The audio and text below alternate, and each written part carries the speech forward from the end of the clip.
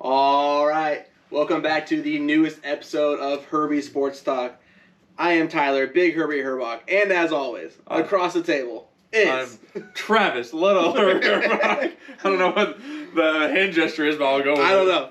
It's like welcome back. It's a new kind of. We're back to like the original format. Yep. March Madness took away like almost 6 weeks of like normal videos for us. So coming back to our regularly scheduled programming. I know. It feels like we've actually been away for a little bit, even though our schedules remain the same. Mm-hmm. It does feel different. It was just we were still March Madness dominated. It's nice to come back and give you a real episode, go over a lot of different topics. Unfortunately, there's no way in hell we'd be able to cover everything that's happened over the last month and a half. Right. Because honestly, who cares at this point? It's irrelevant. If you know sports at all, you're past that. We're past that. So we're going on with what's happening now. So let's start with probably what the biggest story in sports is right now. Deshaun Watson. Oh man, this is crazy. We haven't seen anything like this against a sports player in quite some time. The last one I can really think of is Tiger, actually. Yeah. To kind of go through this large of a sexual assault type of case. Obviously, kind of give you guys some background. So far, 22 women have come forward and are accusing him of some kind of sexual assault or misconduct. Now, these are all, at the moment, just civil suits, but their attorney, who's all represented by a single attorney, is starting to move their files to the Houston Police Force, so this could end up becoming a criminal case. And then the most recent news on this is that just yesterday, they had an emergency hearing or Deshaun Watson's lawyer called for an emergency hearing to force most of the women to come forward with their names so they no longer just be Jane Does. That was granted, and they have so much time in order to actually reveal themselves as who is accusing Deshaun Watson of these things. Yeah, so a little more detail on that. So that hearing was actually yesterday. So we're recording this as of Saturday the 10th. So on Friday of April 9th, that hearing happened. 13 out of 22 were ordered to come through with their names. Okay. 13 out of 22 exactly. And it was also said that they had 2 days to come with their names or the case will be dismissed entirely. So there was a hard set on this. So by the end of the 11th, as in tomorrow, Sunday, April 11th, all 13 names are not into the judge and into the lawsuit, then this case is gone. The whole case is just those 13? I assume at least those 13 then. Okay. The other Jane Does remaining were technically not part of this conversation, so I assume those stay intact. But it did say they had 2 days to comply, basically, or the case will be dismissed. And 2 women have already come forward and spoke publicly about it. Yeah. They did a press conference. I would actually bring, if all 13 come forward, it means 15 of the 22 victims would have come forward with their name. Yeah. Like I said, this is a pretty unprecedented. It's been a long time since we've seen something on this magnitude in the sports world. I know you have some more things you want to come up about, a couple of interviews that his lawyers put out in a press conference. Just a couple of things I just found recently too, because me and Tyler, up until this point, up until literally just within the last couple of hours of just kind of reading all these new articles coming out from the hearing yesterday and from even some stuff this morning, my initial thought was he's done, like he's screwed. Once you see the Nike deal gets pulled, the Beats by Dre deal gets pulled, like you're talking these huge companies are now looking at this like not only is it bad advertisement, but if it's becoming serious allegation, it's not just going for money. People are coming out with text messages or the interviews of the 2 ladies talking about it seemed like legitimate experiences. It wasn't just fishing for anything. Like the way they described it, you can see there was a real altercation or interaction there. So my first taking was like, he's done. There's no chance he comes out from this. But when you find some of these interviews and some of these things that people are saying, it's a weird twist it comes up with. So the first one I want to bring up is Deshaun Watson's, one of his previous massage therapists. She was on an interview on a Houston radio news just yesterday. In the background, she quotes that she worked with Deshaun Watson for 2.5 years as his personal massage therapist.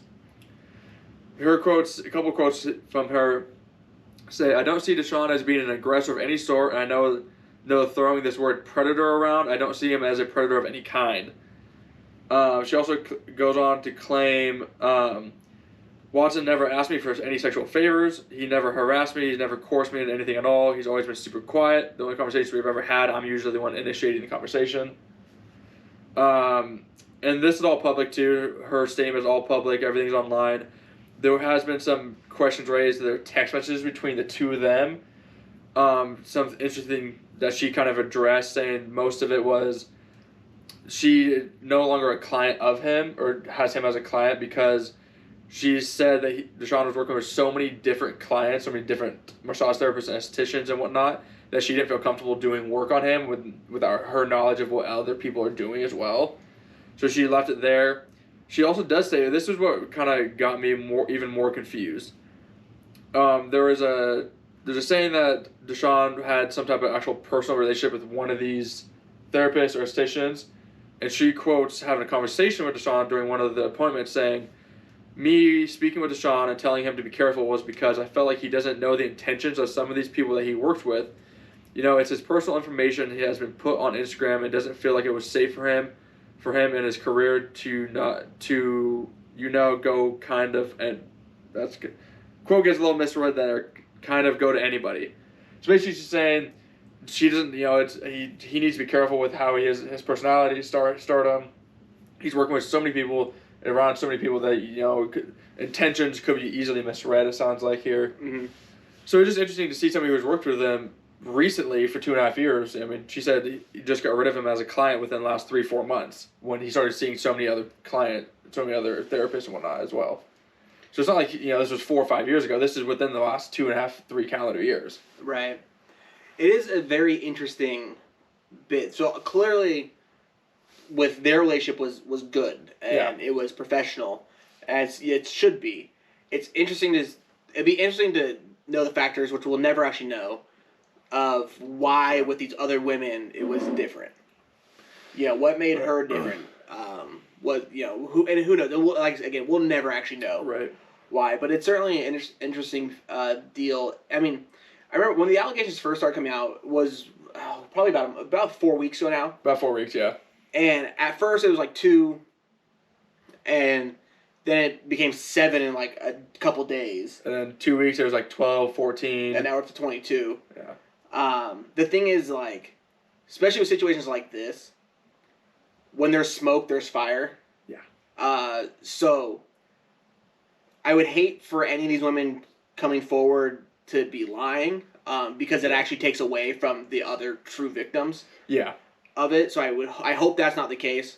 But clearly something absolutely happened that was not, which just wasn't okay. Yeah. No, yeah, I think there's no a disagreement here that there was a chance that any of these are fake. Or from the victims, there could be some fakers in there, but there was a 100% chance that there's people in here that altercations and sexual types of acts did occur. Mm-hmm. I think that's definitely guaranteed. What the interesting thing is Deshaun Watson's attorney yesterday, after the emergency hearing and after his press conference after that, he said, which is extremely kind of frightening actually, Deshaun Watson's attorney, Rusty Hardin, indicated, his quote was, sometimes consensual encounters. So, and he was asked to elaborate on that. He said, I'm not going into what it is, the nature, the numbers, or with whom, Hardin says. The question that I always have been emphasizing, never at any time, under any circumstances, did this young man ever engage in anything that was not mutually desired by the other party. So his own lawyer is basically saying that, yes, the sexual acts did occur, but they were all consensual, apparently. But that's going to be the obvious defense you're going to take, right? Oh, yeah, it seems weird. It almost seems like he's getting ready to give him I'm gonna plead guilty type. If it goes criminal, it's potential we're talking about. Mm-hmm. That almost seems like it's a setup for Deshaun just to plead guilty because hey, yes, the accident happened. I thought they were consensual the whole way around. It never meant them to be, assault or misconduct or rape or whatever it could be. Because my opinion always consensual. So if you're putting this out now, you're like, hey, no, it's always been consensual. Anything happened, if there's, whatever conversations happened in the background, it was real between both parties. Is he just trying to set the stage for how much worse it's going to get that he feels like maybe? Right. The issue with that is that, like, even if that was true, even if Deshaun Watson absolutely thought it was completely consensual, ignorance is not an excuse. Yeah. Agreed.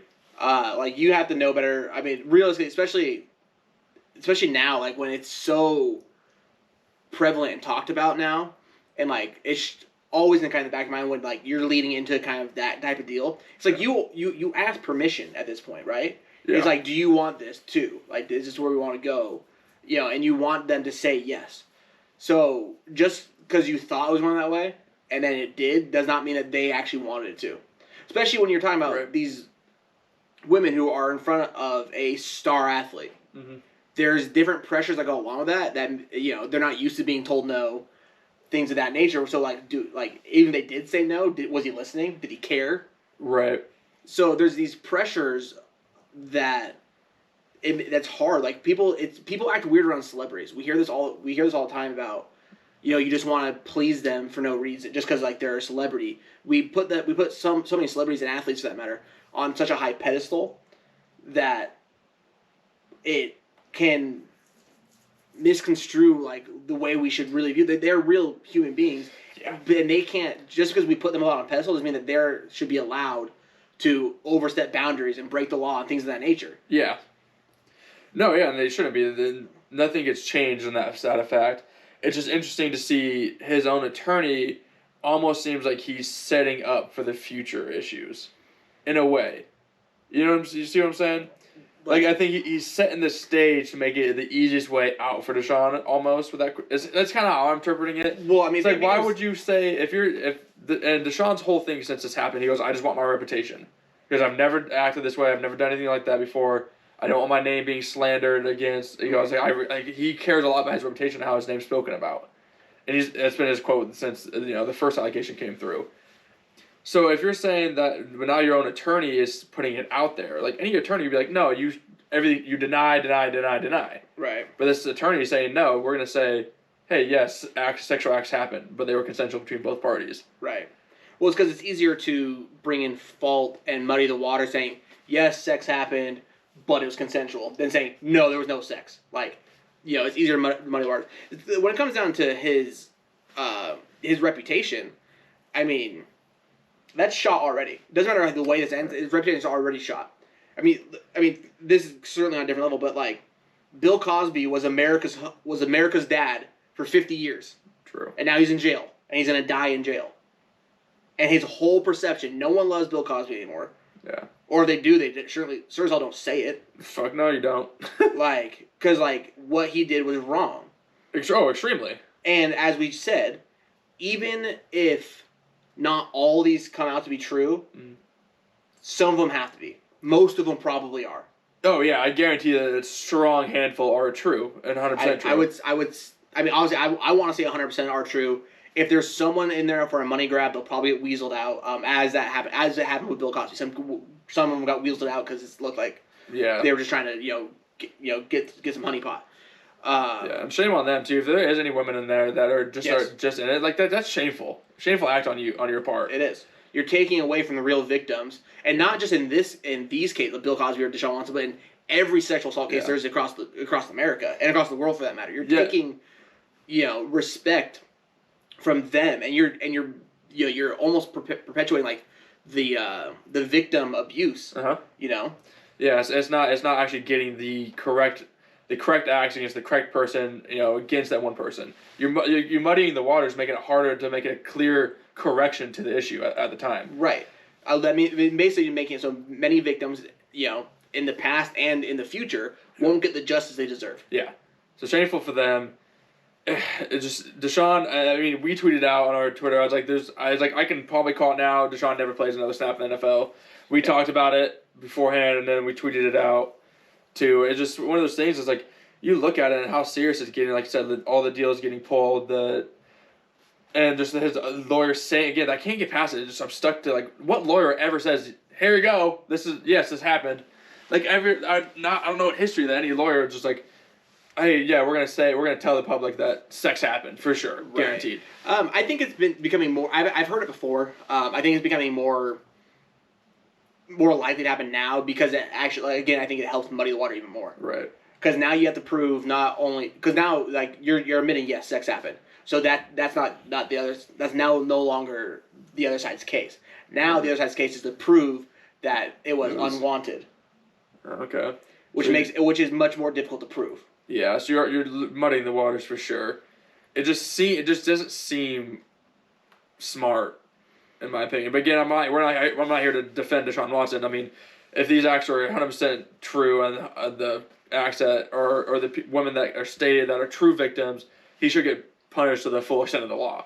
There's no changing that. And actually, one part that we forgot to mention so far is that maybe he's doing this because he knows that it wasn't wanted. Because there are reports coming out that Deshaun texts these women after the fact and threatened them. Yeah. We don't know. It's just been rumors that it's been out. There's no like real facts behind that, but that's what's been reported more than once now. Is that he's then gone back and threatened them. So, it seems he's trying to cover up if that is the case. Which that doesn't surprise me because again, from his previous therapist, she in the interview with the Houston News answered questions based on text messages that were released. Like, they were publicly released to everybody. Mm-hmm. It wasn't a part of a case file. Like, she released them or whoever, part of their relationship released them. And she was asked questions like, hey, why did you say this to him? Why did he say that to you? She answered a couple of those questions. So you're saying that, even this person who is in a, good stance with Deshaun released those messages and talked about them freely. It wouldn't be surprising if those messages are in fact true and will probably get released to public in sometime in the future. Possibly, yeah, at least some of them for sure. So, to the point of whether he plays or not again, I think it's very unlikely that he ever plays in the NFL again. I mean, the NFL has gone to they were for a long time a hard no on anything like this. It started with Ray Rice when he was put on camera, he was hitting his wife in the elevator. And he was out of the NFL immediately. Some other guys have been allowed back in. Kareem Hunt I was just gonna mention was one of them. So it's like they went hard. They went a really hard stance, and now they're kind of softening up again, which isn't okay. The Kareem Hunt thing, it was a single video and with him and this one girl. This is totally different. We're up to 22. 22 potentially 100% harassed victims. Sexually assaulted. It's 22, right? That's the number. It's 22. I don't want to throw, we don't want to possibilities. It's 22. So I mean that's just. I'm amazed he's not the Roger Goodell has not thrown him on the commissioner exempt list already. I know he doesn't have to because it's in the off season. We're not even close to the start of the NFL season. Right.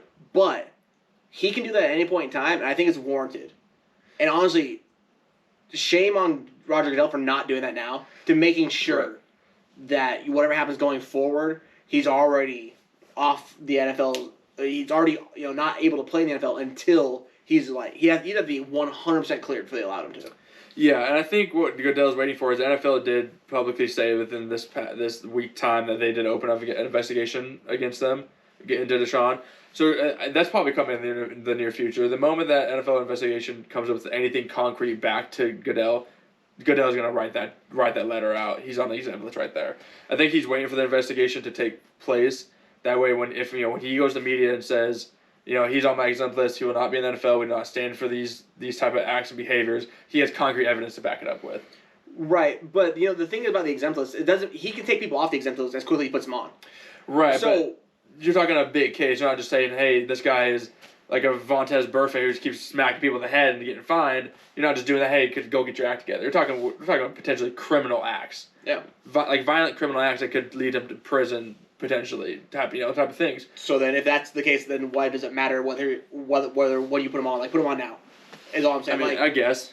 It's just... But Goodell's got other pressures, media pressures to obligate as well to make sure he's doing I'm actually surprised the media's not pressing him more on that. Probably because it's not the main part of the story. It's not really necessary at the moment, but it just seems like it's one of those things that it should do. It should. This will unfold dramatically faster in the coming weeks with all these hearings going to take place. For sure. So, but that's basically all the information we have on that at the moment. Yeah. A lot will come. I mean, we're still, in terms of investigation, we're in the infant stages of that. So, there'll be a lot of information comes out shortly, but that was kind of our 2 cents on it at the moment, with certainly more to come. So let's go ahead and move on to good NFL news. Yeah. The NFL draft starts in 18 days, 19 hours, and 21 minutes. You did not just come down with the full countdown. Boom, it's right there. Boom, right there. Oh my goodness. It's there. The NFL draft. Love draft season. Draft season's amazing. Mock drafts all day. It's like my favorite part of the offseason is draft night. Mock drafts all day. love draft season. And we already got, unlike most years, we already got major movement in the draft.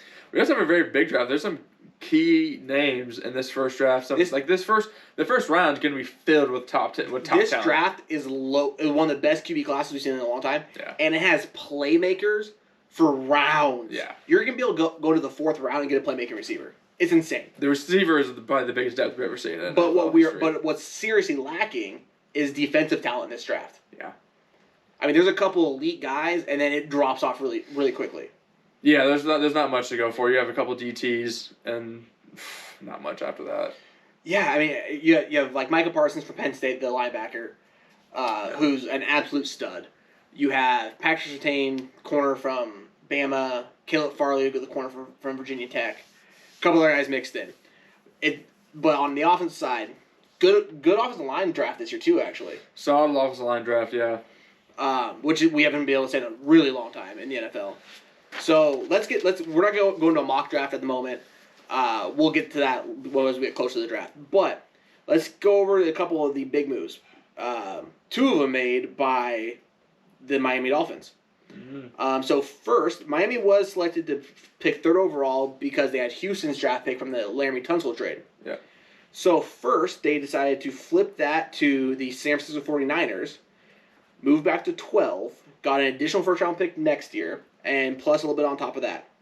They then, literally 10 minutes later, moved back up to number 6 and swapped to Philadelphia, gave Philadelphia the 12th pick in the draft, and then also gave them a 1st-rounder next year, which they had 3, I believe. Now they still have 2 left, plus 1 in the 4th round this year. So, Miami's gone from 3 to 12 to 6. Obviously, the Niners move up because they want a quarterback. Yeah. We'll get to that.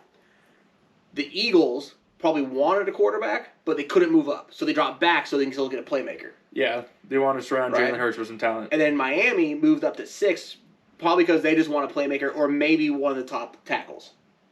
Right. More than likely a playmaker, though. No, I think they're definitely going receiver.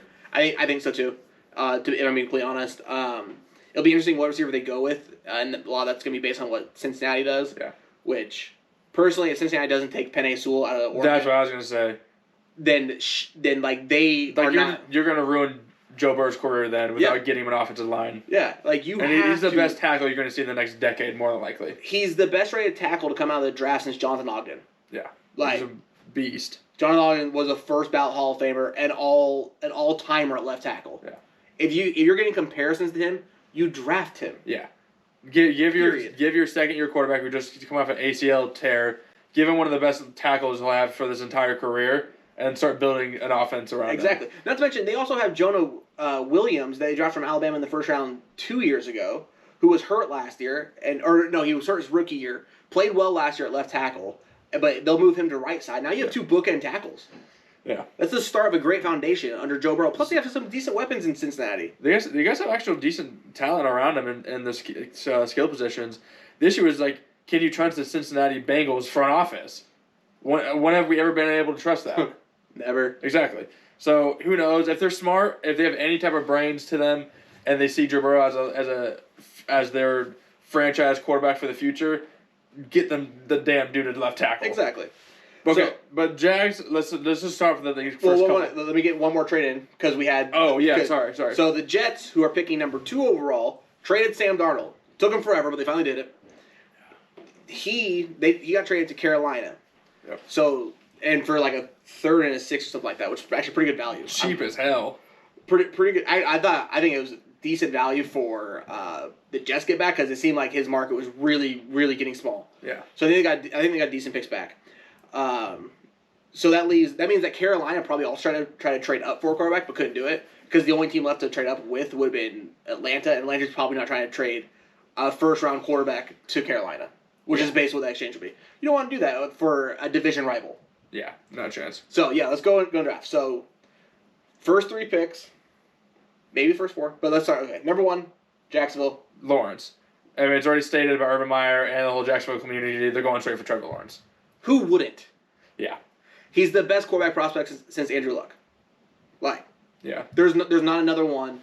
Mel Kiper, who's been doing draft analysis for 30 years, put out his top 10 quarterback rankings of all time, and Trevor Lawrence was 4th behind John Elway, Andrew Luck, and Peyton Manning, I believe it was. No, and he deserves all the comparisons. He's got the skill set easily, and he fits him and Urban Meyer together could be a very lethal combination if they can build that team back up. So that's Lawrence number 1 set in stone. Yeah. So then we got number 2. We got the Jets. And so, do you think they're going here? The question is they going straight to Zach Wilson? Yeah, I mean the question's not if they take quarterback now since they traded all. It's right. What quarterback did it take? Yeah, you're going. I guess I'm curious. We'll see kind of Robert Saleh being the new head coach and the offensive coordinator. What kind of offensive scheme they want to run? Yeah. We'll see kind of how they want to look. I mean, the consensus at the moment is Zach Wilson from BYU. Yeah. He has so much upside. I mean, he can run, he can throw. Like, he runs better than Lawrence does. Probably doesn't have quite the arm or the accuracy. Yeah. A bit of a trap that way. Not quite the size, too. Lawrence got some height to him. Yeah, I mean, but it seems, at the moment, it's Zach Wilson. We have 2.5 weeks. That could change. Right. And then, number 3, we have San Francisco now. 3 years we do. So, and this is where the draft gets a little interesting. So it's goofy. The rumor is that they moved with number 3 because Kyle Shanahan loves Mac Jones. Thinks he is the perfect quarterback for a system. Says because the system doesn't need a big arm. They do mostly short and intermediate passes, but he wants a guy who can hit people in time and is smart. He wants someone with extreme accuracy. Yeah, which Mac Jones showed. He has very good accuracy. The issue with this, Kyle Shanahan wants him. The report says that John Lynch doesn't. Right. John Lynch has his eyes on someone else. We don't know who, but he has his eyes on someone else. So, there's going to be a lot of push and pull here. Yeah, there is. It's... So, like, the thing is, if you don't go Mac Jones and you go and Zach Wilson gets taken 2, then you have Justin Fields sitting there waiting for the picking, right? Or Trey Lance. Or you go Trey Lance, but I don't think Trey Lance jumps up to number 3. Actually, I would take Trey Lance over Justin Fields myself, but... That's interesting. Let's stick with the Niners here. Yeah. It doesn't make sense. I said this to Tyler the other day. It's like, for Kyle Shanahan being regarded as this amazing offensive mind, this amazing offensive scheme maker, and the playmaker caller, and all these things he's claimed to be, why do you want a game manager as a quarterback? Like this, Mike Jones is good, decent arm, good accuracy, smart with the ball, probably good, good decision making. But he's not a star-studded talent. He's not a guy who's got a skill set. So he is in sense he's going to be a game manager. He'll be a good QB. Probably have a solid NFL career, bearing injuries and of whatever sorts and things like that, of that nature. But in reality, he's nothing special. Like we could be wrong, but we could be. But no one down the field is looking at Mac Jones like, oh man, look at that guy go play the football. Right. Like, oh, hey, good throw. You hit that outright perfectly on time, 10 yards, easy money. Right. The issue is that with Mac Jones, he was surrounded by such otherworldly talent in Alabama. They made his job easy. He didn't have to throw into any tight windows in Alabama. His receivers had on average 3.5 yards of separation when they caught the ball. Yeah. That's insane. In the NFL, that will never happen in the NFL. So then, true, and then also, I mean, when you compare his pro day to others, he was not as shiny as the others. He had a bad pro day, but he wasn't as shiny. It's because he doesn't have the tools like the other ones do. Exactly. And you're going to the NFL, and that 3.5 yard average goes to maybe a half a yard average. Are we actually going to call him a super accurate and smart decision maker anymore? Right. It's pretty easy when you're basically playing pitch and catch up. Yeah, you're playing 7-on-7 half the damn time. Yeah. I mean, so it does not make sense to me at all. Yeah, Bucky Brooks, who's a writer and analyst for NFL.com, was a pro scout in the NFL for a couple of decades. Worked there for a long time. Very respected. He came out and put out that he doesn't even give Mac Jones a first-round draft grade. Yeah. And it's like, and I know quarterback is such a needy position that people will overvalue it. But even then, even when people reach for a quarterback, it's not generally a whole damn round. Yeah. And especially not for a top 3 pick. Yeah. I mean, so I don't know. It doesn't make sense. I mean, I don't know we don't have any reports what John Lynch is looking at. But I'd assume he's probably looking at a Trey Lance or a Justin Fields. Probably more of a Trey Lance just because I think he's worried about Fields' two-way play. I think Trey Lance is more of a you can settle him down in a pocket. He's got a cannon of an arm type of quarterback.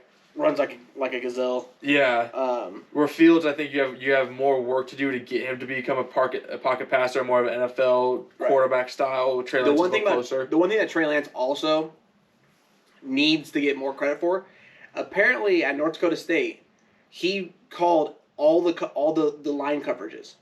Really? So he called all the protections at North Dakota State. That's impressive. That's not an easy thing to do. That even many quarterbacks in the NFL don't even do.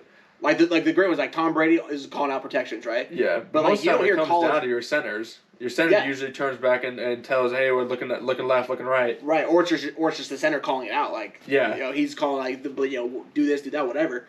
The fact that a college kid is coming into the draft and does that already, that's impressive. It's impressive. It shows extremely high IQ to be able to read the defense, especially the front seven. Yeah. So, I don't know. If the Niners take Mac Jones, I think it's a wasted pick. Like I think Mac Jones probably goes top 15 if he's not picked at 3.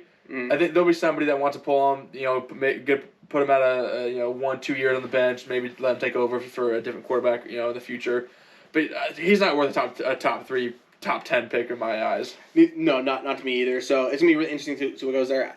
I'd love to know who actually gets final say for the roster in San Francisco, whether it be Shanahan or Lynch.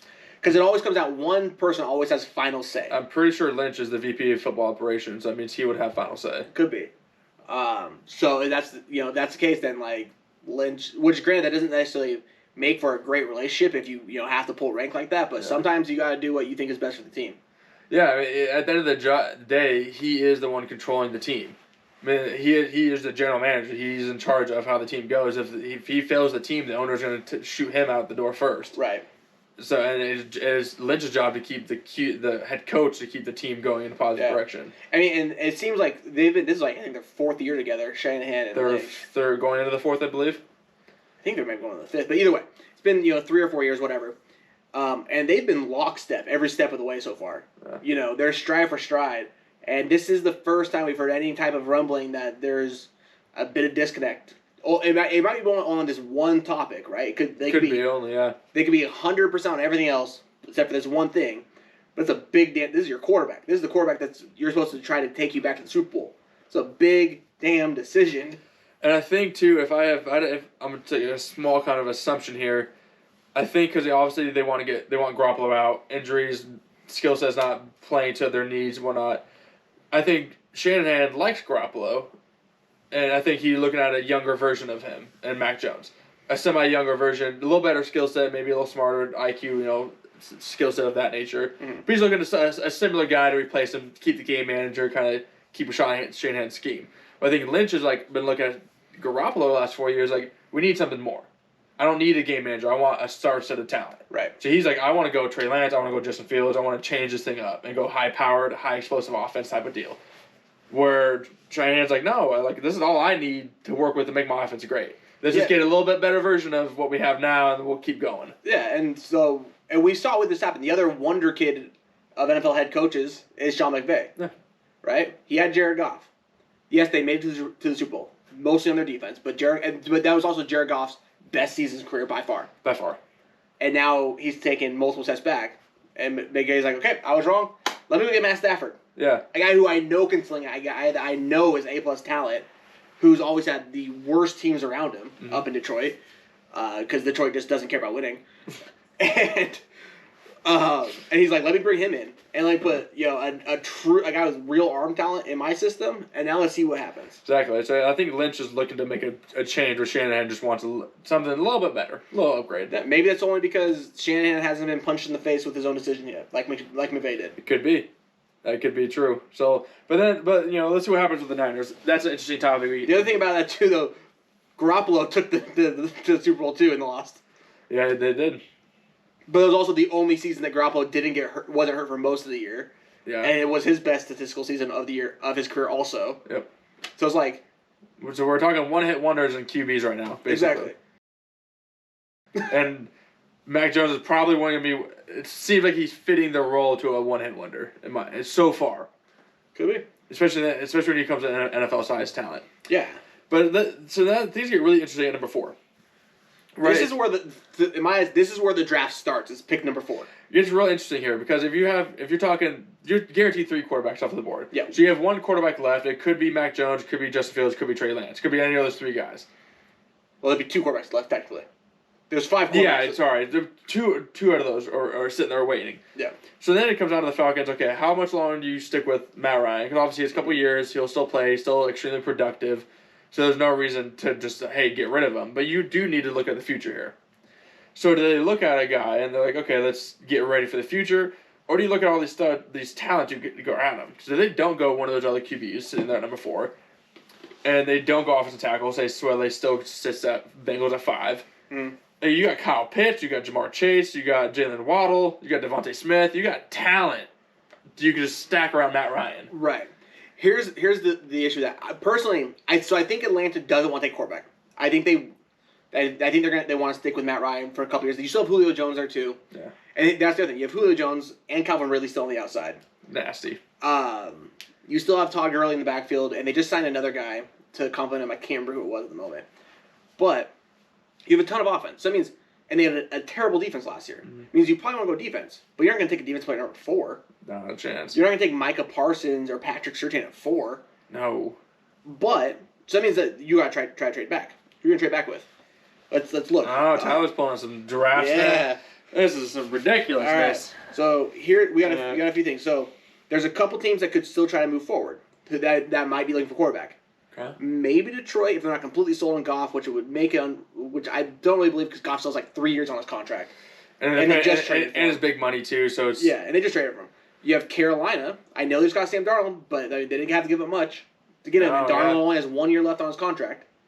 So it could be like, hey, let's move up again, get your rookie. Because now you're not. Granted, that might not happen because you have Atlanta there, and I don't think Atlanta's trying to move up with a division rival or let a division rival move. So that leads me to Denver. I don't think Denver's sold on the kid from Missouri. Drew Lock. Drew Lock. I think they're sold on him, and I think John Elway knows like the the slack on his rope is real damn tight now. Oh yeah. I mean he's choking on it at this point. I mean they got him by the collar. If you don't he needs to do something quick. Yeah, he's got to change it around here. So I'm looking at Denver to push hard to trade up with Atlanta at number 4. Atlanta goes down to 9, and then they'll have their choice of almost any defender they want at that point.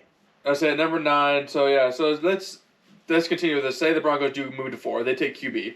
Mm-hmm. Bengals at 5 take Penei Sewell. I'm gonna take Penei Sewell. Penei Sewell. Sorry, it has an I at the damn end of his name. And then you have Miami at 6, Lions at 7, and Panthers at 8. Panthers might not take a quarterback because they just got Sam Darnold, so maybe they look for more talent. They probably won't at number 8. If they move forward, definitely take a quarterback. If they stay at 8, probably not. Maybe they trade back again. Right. So if you're Atlanta at 9, you're looking at 6, 7, 8 are all going to be these offensive talents. So you're talking Kyle Pitts is gone, Jamar Chase, the LSU receiver, and Jalen Waddle probably all gone. Mm-hmm. And then Devontae Smith could be sitting there for the taking at number 9. If you want him. If you want to add your offense, I think they'd still go defense because of how bad it was last year. But again, you're going to take a linebacker or a DT or corner at number 9? Yeah. That's a good spot for him. For elite. At number 4, not great. The only defenders you're really taking in the top 5 are edge rushers, right? Yeah. At 9, I'm okay going to a lockdown corner or a do-it-all linebacker. We just saw what Devin White did for Tampa, sitting there next to Levante David, right? Also true. Good point. You have Atlanta move back, put like a Micah Parsons with. Oh man, they have a really good linebacker in Atlanta. I can't remember his name right now. Man, it's killing me. And they also have Keanu Neal on safety who comes up and plays in the box spot too. So you put 3 guys that can run with almost anyone in the box and like to hit people. That makes for a really big upgrade on defense. Yeah, and that's a really smart move. My devil's advocate to that is, you're running low on time with Matt Ryan. So if you don't want to go QB because there's so much offensive talent outside of the QB in this draft, let's get some talent. So in 2 years from now, when we do draft QB, he's got solid young talent still around that QB. You still have Calvin Ridley. Yeah, but I'm talking about. And you have Julio. Yeah, Julio's aging though. It's not like Julio's 26, 27 anymore. But when he's healthy, he's still one of the top receivers in the league. Oh yeah, there's no argument with that. But I'm saying in 2 years from now, you're drafting a rookie QB. If you get some talent in the next year or two around him, by the time that rookie's in year 2, year 3, and you got receivers and tight ends and stuff in their prime of their careers now, with a QB that now it's emerging, now you're looking at the next 5 years of potential contention. Right. I think of it. I kind of think of it the other way. Whereas if you have decent talent on offense, but you have a stout defense, I mean, you have call it the Seahawks blueprint. So Seahawks did when defense win championships. Yeah. That's really all I gotta say too. Yeah. Which I agree with. It just depends on which way they want to look at it. So good rookie quarterback on a rookie scale wage, give him, and then when that's the case, and you're not paying Matt Ryan, or you're probably not paying Julio at that point either. They're probably both gone. So you're gonna have a ton of cap space. Yeah. And you spend it all on your defense and playmakers around him, and you have a rookie quarterback. Boom, Super Bowl berth. Super Bowl. Let's pray God they don't play the Patriots or Tom Brady. Tom Brady will probably still be in the league. R.I.P. for that team that year. They've yet to recover. I'll never financially recover from this. Shout out Tiger King. I don't know, but I'm I think you're right though. The smart thing to do would be to start to build the next 2 years, build that defense up. You continue. You keep Calvin Ridley. You're gonna have to pay him because he's gonna be worth some money, and then after next seasons, that'd be the smartest thing to do. And then in 2 years' time, you probably have another solid rookie QB coming up. Can you get them in the draft? That's all hypothetical scenario, but right. If they build a draft the next 2 years, and then hopefully they keep some of the main talent offense around for that QB to come in after Matt Ryan, probably looking at a pretty good turnaround. Exactly. So I don't know. That's just the way. It always seems like the best team builders start, with the non-flashy stuff, right? Like, you get young talent at the key positions, offensive line, defensive line, cornerback, building the positions that really make a difference. And then you put a good young quarterback in the middle of that nucleus that, makes things go. Yeah, and that, you brought up the Seahawks, they won the Super Bowl during Russell Wilson's rookie contract. They had the number 1 defense in the league. I mean, they had some solid talent on offense around them. I mean, now granted, that's a little extreme on that, just because the Seahawks at that time, over those course of about 3 or 4 years, had a historically great defense. Yeah. Which most teams don't do anymore. But it wasn't a 1 year turnaround type of deal. Yeah, but I mean, you can say the same thing about what the Chiefs did with Patrick Mahomes. They brought in a lot of big money around Patrick Mahomes because he was on a rookie wage scale. Yeah. Helped get to the Super Bowl. Got to 2 actually. Yeah. 1-1. The Bills are doing that right now with Josh Allen. Yep. Like, it's what Miami might even be able to do with Tua, with how much talent's on that team. Oh, definitely. And they're sitting at number 6 too, so they're going to load him with talent. Yeah. So they should at number 9 if they drop down to 9 and you do a trade with the Broncos. Probably solid, probably a great move to make right there. Yeah. As well. So who's like. In your first 10 picks, we're not doing mock draft here. We're just kind of talking top 10. We've almost given you an entire top 10, but we're not doing a mock draft, guys. No, we gave you top 5. Top 5. I know. I'm just saying. Out of all the stars of the talent we have this draft, your number 1 kind of sleeper that you think will probably drop, still first round of a drop. It should be like a top 10 pick, but probably drops to later rounds, a later pick in the first round. Do you have a guy that's this guy's getting slept on for sure? Actually, I think that you could absolutely do that. There's actually one is being Penei Sewell. Yeah. And Micah Parsons actually. Those one on offense, one on defense, and the reason for it is because they both opted out this season. And I think people are a little worried about looking at game tape from over a year ago, and seeing how if it's still going to translate. Like, do they actually stay in shape? Like all this kind of stuff. Granted, you can make the same argument for Lamar Chase, but you're not hearing Lamar Chase's name ever dropping. But you're hearing Penei Sewell and Micah Parsons both dropping in certain mock drafts for whatever reason. Right. Okay. Fair. Just, interesting question. The other weird thing Jerry Jones has to make some noise around draft day. Apparently, Jerry Jones is absolutely enamored with Kyle Pitts. I heard that he said that in an interview too. Yeah, and apparently wants to do whatever it takes to move up to get him. The issue of doing that, you basically have to get in front of Miami at 6. Yeah, you have to trade for the Bengals. Yeah, you have to trade with the Bengals. I find it really hard to believe that the Bengals would want to move all the way down 10 unless they think they could get one of the tackles there, Penei Sewell, Elijah Vera Tucker, who's actually a guard, or the kid from Northwestern. You probably get one of them, but again, Sewell's he's still your number one pick. Yeah, he's my number one. Oh, I think he's mine by a long shot. So but then again, can you trust the Bengals to make the right decision to protect Joe Burrow? The Bengals don't make moves. The Bengals the best decisions they love to stand in place. Yeah, like in the last 3 decades, 30 years, the decisions the Bengals have been great. Drafting Chad Johnson, getting Carson Palmer, and Joe Burrow. Outside of that, the rest of them are dog shit in reality. I mean, AJ Green. I missed AJ Green. But the last 30 years, you have 4 good fucking picks. And Carson Palmer wanted out real bad after that injury because he's like, okay, this team's terrible. Yeah, he's fuck this team. Like, he's like, these guys are gonna fucking kill me. Yeah. So you're talking to one of your best draft picks you've had in history of the team has been Joe Burrow. Joe. Like, you have to remember, Carson Palmer retired. Yeah. Because I'm not gonna play unless I go to another team. So guys, I'm retiring. Yeah. And retired, put in his papers. But because Cincinnati still had the rights to him, made the trade. Oakland was like, "Hey, what would you take?" They made a trade. Yeah. Carson Palmer said, "Hell yes, I'm out." Put in his readmittance papers and said, "Deuces, I'm going to Oakland." Yep. So I don't know. I can't trust what the Bengals are going to do. So the fact that Jerry even wants to move up for Kyle Pitts, actually, I can trust exactly what the Bengals are going to do. The Bengals are going to stay put and do nothing because this is what they do. I'm like 98% certain Cincinnati picks at number 5. Okay, well they better pick the goddamn Sewell. They better, pick him, man. But then we're gonna let Jerry Jones keep having wet dreams over Kyle Pitts because that's kind of how it seems. I mean, this guy just drools over these certain people. I know it's one of those things too. He's one of the most interesting owners in probably NFL history. Oh, for sure. That's not even a debate. It's just so weird because Dallas also had a terrible defense last year. And they actually lost guys from that defense and haven't replaced them.